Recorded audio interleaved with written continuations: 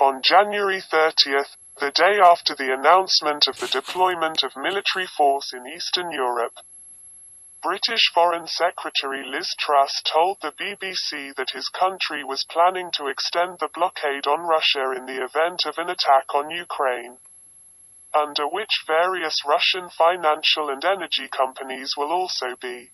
He says there is a strong possibility of Russian aggression. That is why they are doing their utmost to create deterrence as well as diplomacy in the face of Russian aggression, he said. In another interview with Sky News, he did not rule out the possibility of seizing the assets of Russian billionaires in Britain.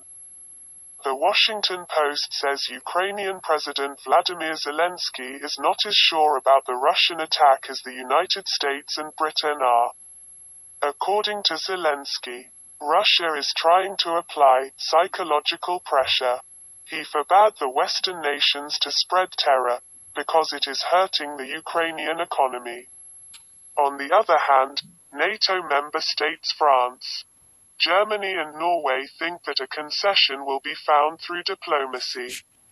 On the same day, Nikolai Patrushev, the head of the Russian Security Council, ruled out a Russian attack on Ukraine, saying that Russia did not want a war.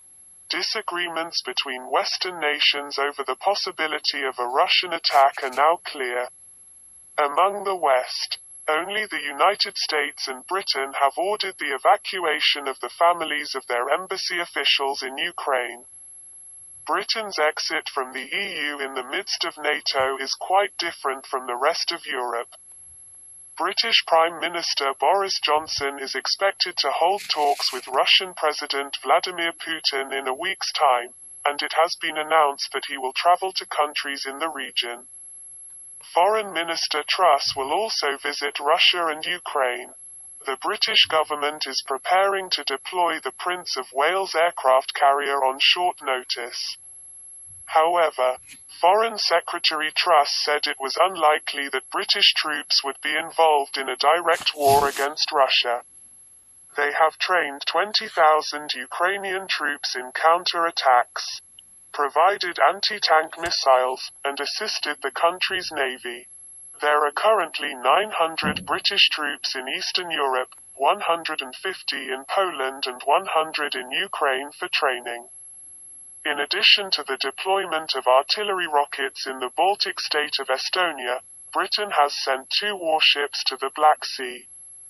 British warplanes have been sent to secure the airspace of Romania and Bulgaria.